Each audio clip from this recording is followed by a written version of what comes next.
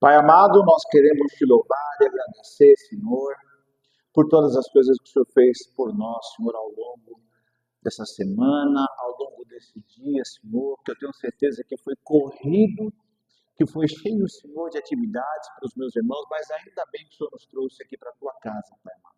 Eu te louvo e te exalto por tudo aquilo que o Senhor fará. Agora eu te peço, Espírito Santo de Deus, leva a nossa mente cativa ao Senhor, Pai amado.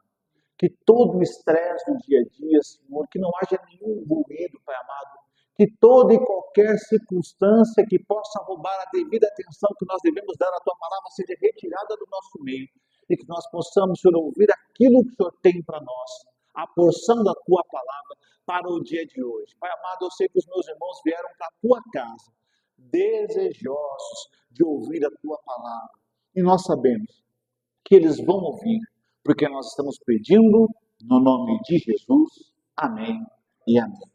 Queridos, eu quero pedir para você abrir a palavra de Deus no livro de Êxodo, capítulo 15. Nós vamos ler somente o versículo 26.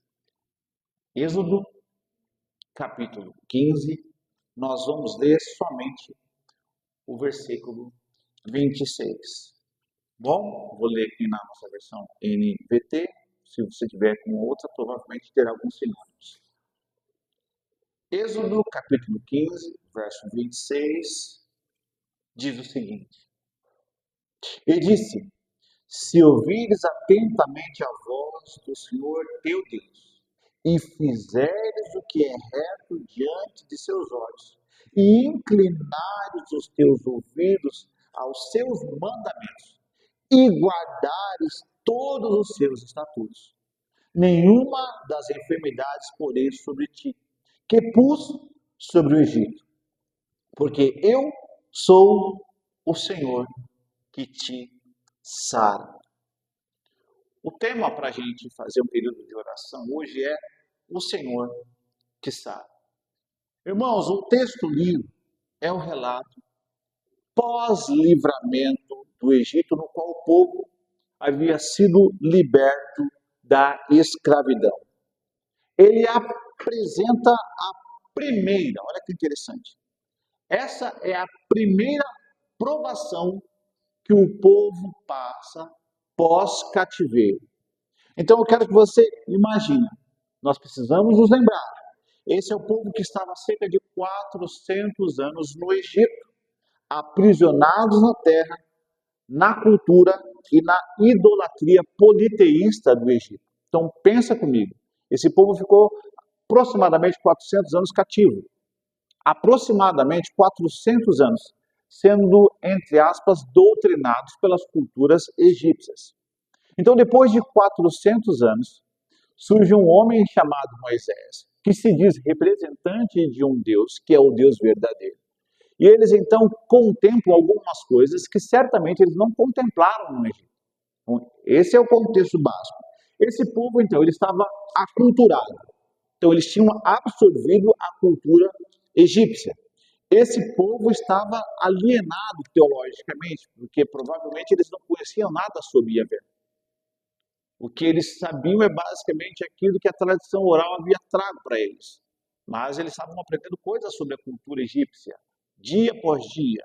Imagina, geração após geração. Uma geração morria, crescia, se desenvolvia e morria no Egito. Portanto, o que o povo viu no Egito foi a primeira manifestação grandiosa e gloriosa desse Deus que eles haviam conhecido como o nome de Yahvé.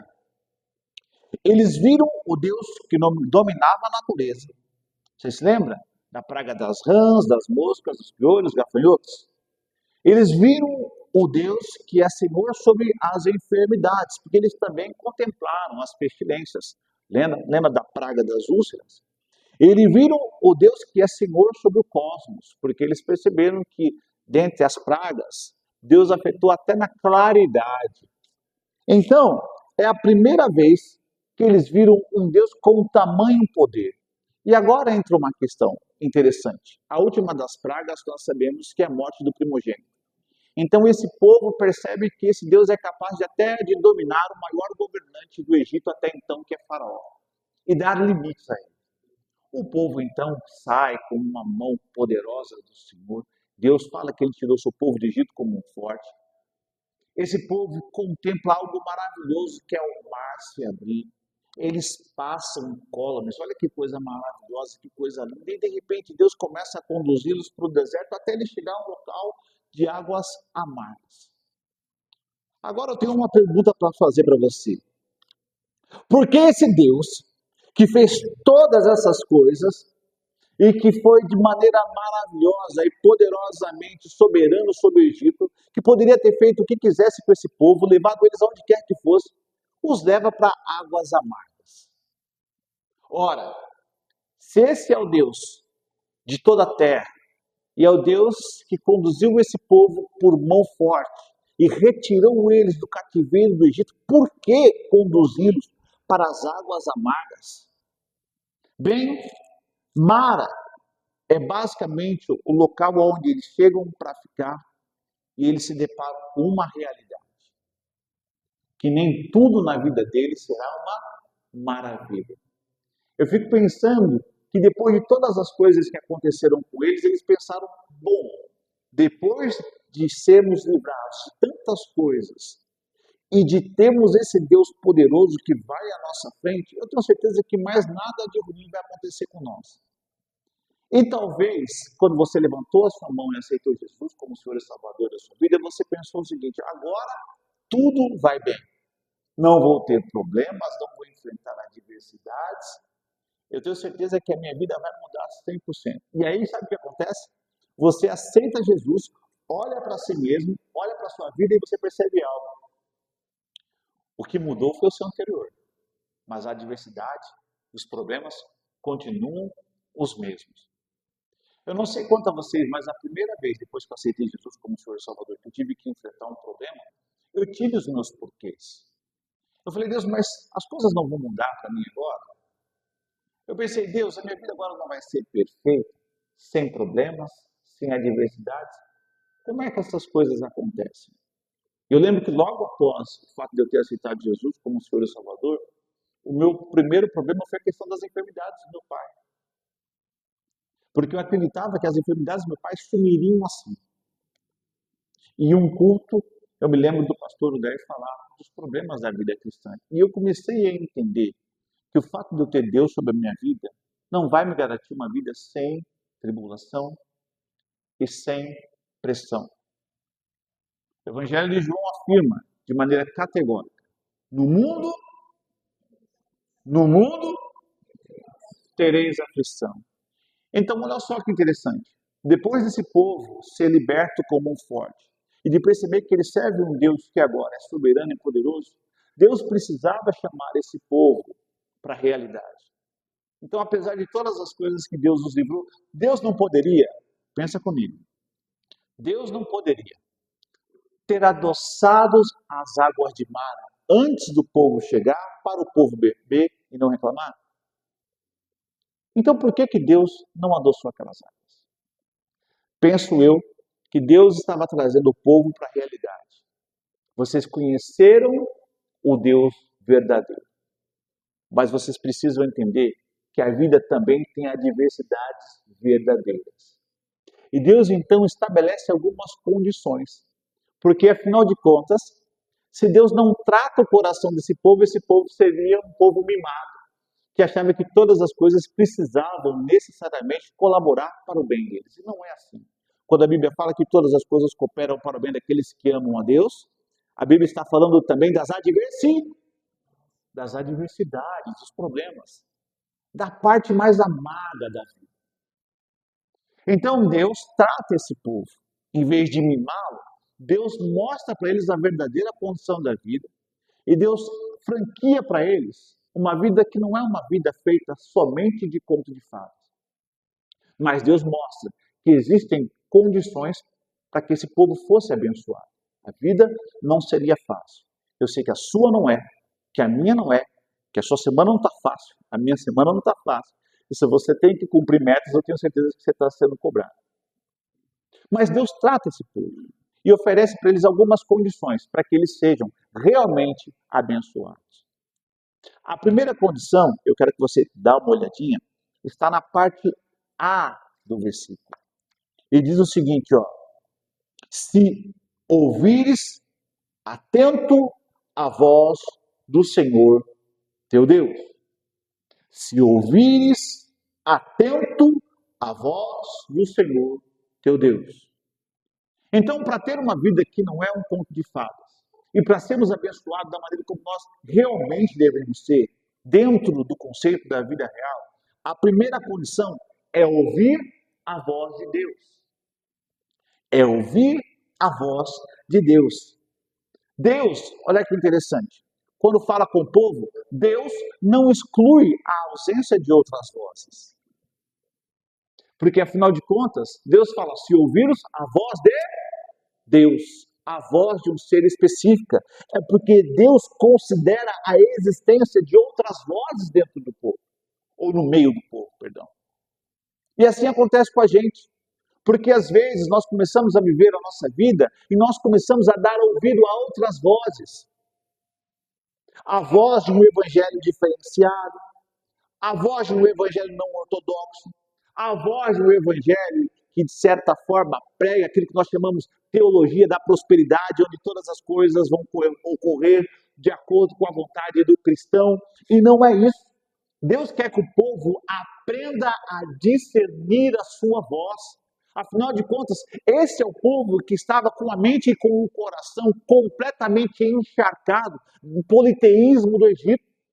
Então Deus precisava mostrar para esse povo, vocês precisam ouvir e aprender a ouvir a minha voz. E o Senhor é específico, se você ouvir a voz de Deus. E quantas vozes não tem dentro dos nossos corações? A voz do egoísmo, a voz da vaidade, a voz da ignorância, a voz da adversidade. Quantas vozes nós não escutamos dentro do nosso coração que geram um ruído e nós não conseguimos ouvir a voz de Deus? Isso é extremamente interessante porque nós passamos o dia todo tão atarefado e tão envolvido com coisas eletrônicas, com WhatsApp, com Instagram, que nós começamos a observar todas as mensagens ou todas as vozes que chegam ao nosso ouvido e quando chega no final do dia ou quando a gente vai deitar, aí que a gente percebe, poxa vida, nem falei com Deus hoje, nem orei hoje. Nós passamos o dia todo ouvindo a voz de tantas pessoas, do patrão que está exigindo a meta. Passamos o dia ouvindo a voz, sabe do quê? Do nosso coração angustiado. Passamos o dia ouvindo a voz da ansiedade. Quantas vezes a gente não começa já... Olha que interessante como você ouve a voz da ansiedade. Quantas pessoas, seja sincero, quantas pessoas, não precisa nem levantar a mão porque é por amostragem, mas quantas pessoas, nós estamos em dezembro, mas quantas pessoas já pelo menos não pensou em alguma coisa que pode vir ocorrer em janeiro, e fevereiro e março? Eu já estou pensando em coisa que vai acontecer em julho. Falei, meu Deus do céu, nós falamos que nós queríamos sair daqui, eu falei, me ajuda, Senhor, eu preciso que nesses próximos meses o Senhor nos tire, nos leve para um lugar onde não tem escada. Olha só que interessante, eu estou escutando a voz da ansiedade. O que eu vou poder resolver da minha vida de 3, 4 meses no hoje, no agora? Isso se chama ansiedade. Então Deus falou, tem uma condição para você ser abençoado no meio da sua vida amarga. Quando o povo chegou a Mara, Deus falou, olha, vocês precisam aprender a ouvir a minha voz. Eu não sei qual é a Mara da sua vida. Eu não sei qual é o amargor que você está passando agora. O que eu posso dizer é que aí dentro do seu coração, no meio do seu choro, no meio da amargura da sua vida, você precisa aprender a ouvir a voz de Deus. E aprender a discerni-la de outras vozes do mundo. Porque se existe algo que tem, sabe o que é? São mensagens subliminares chegando ao nosso coração para nos tirar a paz. E existe uma mensagem subliminar que tira a minha paz. Quando eu estou no trânsito e eu escuto aquela buzina no corredor. Que nós possamos, queridos, no meio do deserto das nossas vidas, ouvir a voz de Deus, focar na voz de Deus e entender o que Ele tem para nós. Amém? Porque lá o povo precisava aprender a discernir a voz de Deus, porque depois eles iam para Canaã e iam chegar num lugar onde estava cheio também de outros povos. Nós precisamos aprender a ouvir a voz de Deus. A segunda condição para esse povo ser abençoado nessa nova realidade é obedecer à voz de Deus. Onde está isso? Olha lá comigo de novo no versículo. Agora a parte B. Ele diz o seguinte, ó. E se ouvires atentamente a voz do Senhor teu Deus e fizeres o que é reto diante de seus olhos. Olha só que interessante. Ouvir a voz de Deus não é suficiente. Porque além de ouvir, nós temos que aprender a colocar em prática. Você lembra que o Senhor Jesus falou? Livro de Lucas, capítulo 7, versos 24 a 27.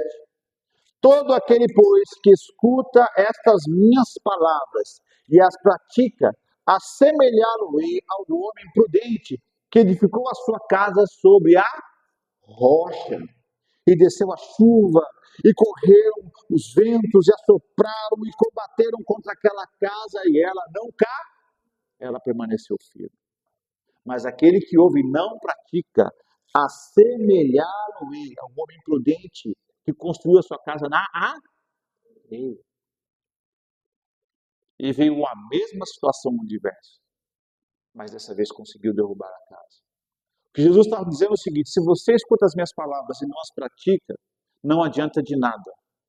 Agora a pergunta que eu te faço é: por que a praxis cristã é tão difícil? Porque todos nós ouvimos a palavra de Deus, mas colocar em prática é complicado. Você sabe por quê? Porque para praticar a palavra de Deus é necessário abnegação, é necessário entrega, é necessário você sair do trono, eu sempre repito isso, é necessário você sair do trono do seu coração e deixar que o Espírito Santo se assente e que o nosso Deus comande. Por isso é difícil, porque é interessante, todo mundo tem a receita. Todos nós temos a receita. Está aqui nas mãos. É só ler.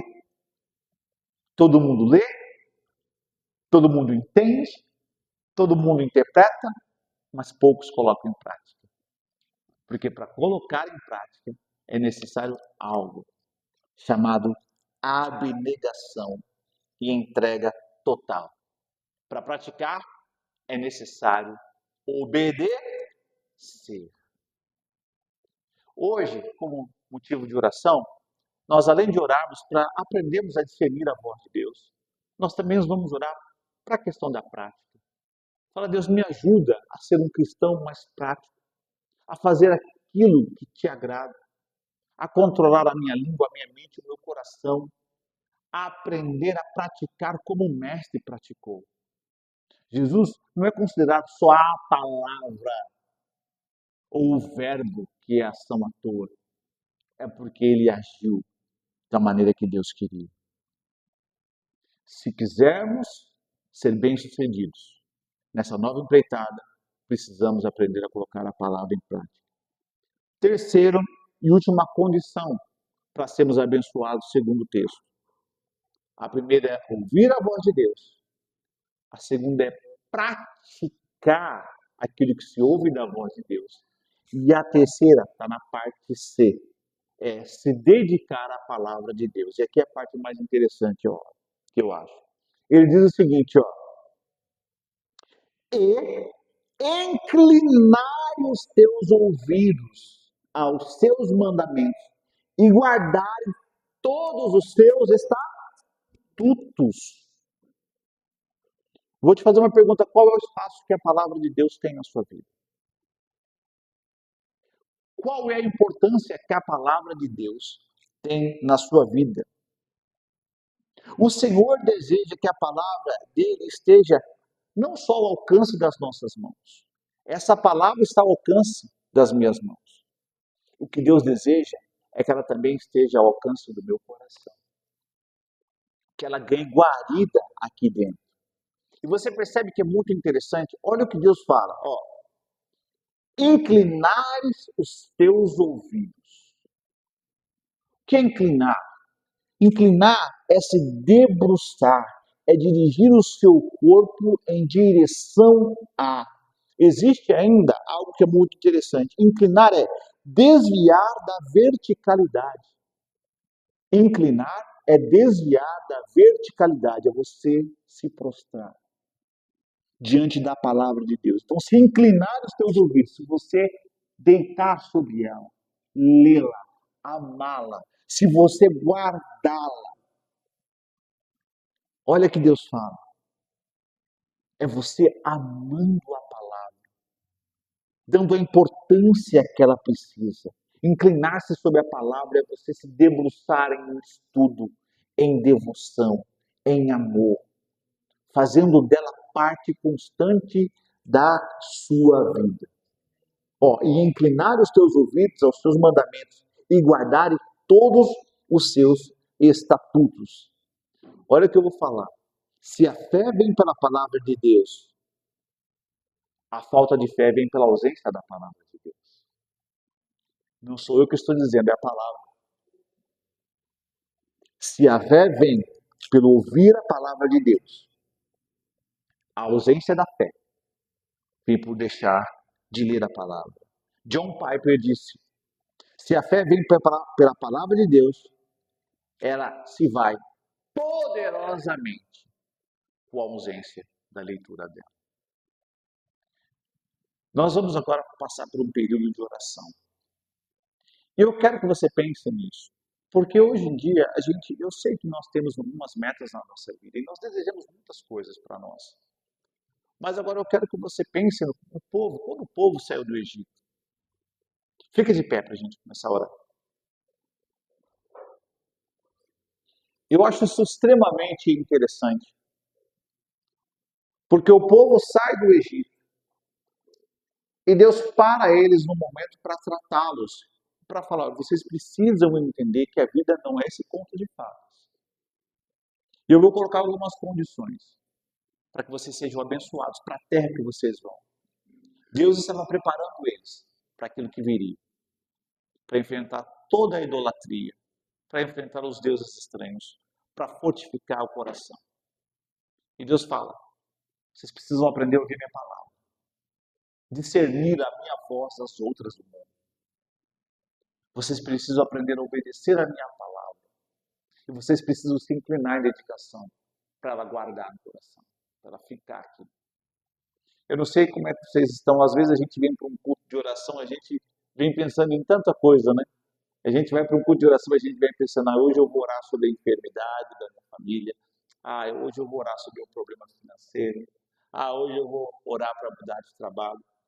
Mas eu acredito que o cerne da vida cristã, ele propaga a bênção em todas as outras áreas. Se nós entendemos que o nosso relacionamento com Deus precisa vir em primeiro lugar, e as condições para isso, se nós entendemos que se elas forem atendidas, todas as outras coisas serão acrescentadas. Mas se existe um problema que nós temos hoje, é o problema do ruído no ouvido. Deus fala tanto com a gente, meus irmãos. Deus fala tanto com a gente. Mas nós temos ouvido tantas vozes que às vezes nós achamos que o nosso Deus é mudo. Vou repetir isso. Adilson, vem para cá para iniciar o espírito de oração. Eu vou repetir isso. Nós temos um Deus que fala, mas nós ouvimos tantas outras vozes que às vezes nós achamos que o nosso Deus é mudo. E Ele não é. Na verdade, Ele é o único Deus que verdadeiramente fala. Então agora você vai ficar à vontade. E você vai pedir isso para Deus. Fala, Deus, me ajuda a discernir a sua voz de outras vozes. Me ajuda a entender o que o Senhor quer para a minha vida. Porque se Deus quer falar, e se Ele quer que você distingua a voz dEle, é porque Ele tem um direcionamento específico para você. Antes de nós orarmos, mas não sei quem aqui alguma vez já esteve andando de carro, colocou um GPS ali e brigou com o GPS. Você já fez isso? Eu já fiz. Vindo de Sorocaba uma vez com a minha esposa, só que no caso não era eu que estava louco, era o GPS. Porque nós estávamos no Rodoanel e ele ficava assim, vire à direita, vire à direita. E nós estávamos numa ponte. Eu falei, moça, nós vamos para onde, moça?